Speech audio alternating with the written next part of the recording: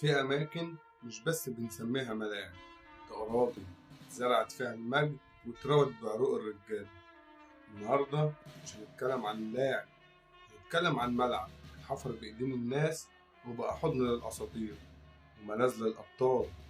ده التتش، ملعب الأهلي، القلعة اللي اتبنت بالطوب والكرامة. سنة 1907 لما تأسس النادي الأهلي ما كانش عنده ملعب، مجرد فكرة وحلم على الورق. مفيش أرض ومفيش فلوس، بس كان في إرادة.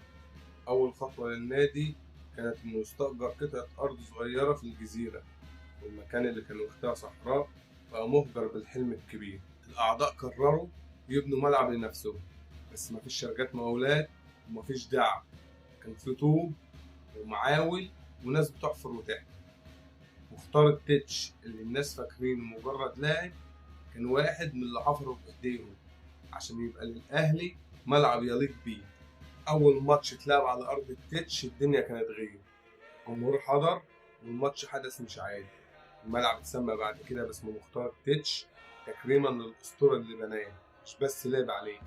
ومن ساعتها كل جيل بيعدي من هنا بيحس إنه واقف على أرض فيها عرق اللي قبل. التتش ما كانش ملعب بس، كان قلعة الأسرار.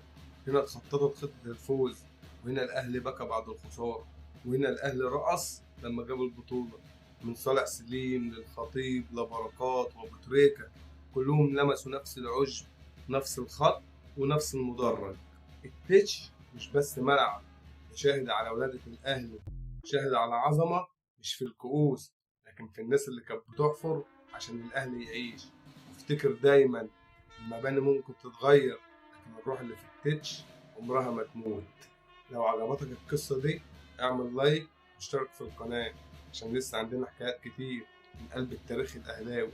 وافتكر دايما الأهلي مش نادي، الأهلي حكاية. في النهاية الأهلي دايما في القلب. سلام.